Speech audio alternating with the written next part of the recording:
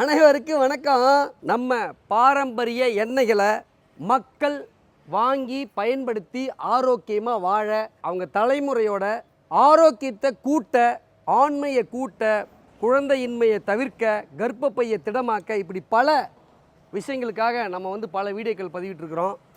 அந்த விதத்தில் தான் இது ஒரு புது வீடியோ. என்னென்னா, என் கையில் இந்த கையில் பார்த்தீங்கன்னா பீடி இருக்குது, சிகரெட் இருக்குது, ஆல்கஹால் இருக்குது. இந்த கையில் நம்மளுடைய பாரம்பரிய எண்ணெய் இருக்குது. சரிங்களா? நான் 100 ml வாங்க சொல்லி பாடாப்பட்டு இருக்கிறேன். சரிங்களா?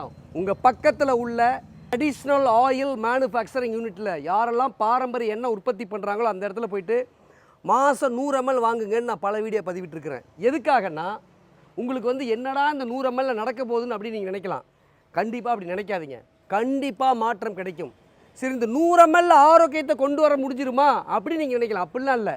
இந்த 100 ml வாங்கி பயன்படுத்திட்டீங்கன்னா மறுபடியும் நீங்கள் லிட்டர் கணக்காக நீங்கள் வாங்குவீங்க. கணக்கு பார்க்க மாட்டீங்க. ஏன்னா ஆரோக்கியம் பெருகும், எல்லாமே பெருகும்.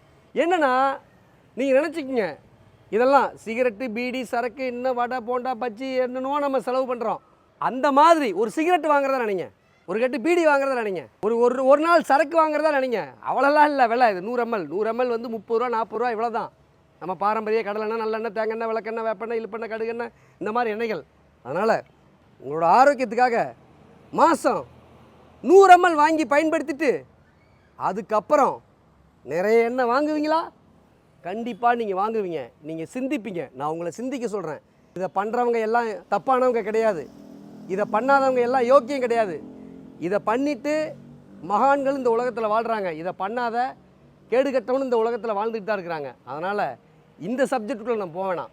உங்களை சிந்திக்கிறதுக்கு இந்த எளியவனின் ஒரு புதிய முயற்சி. நன்றி.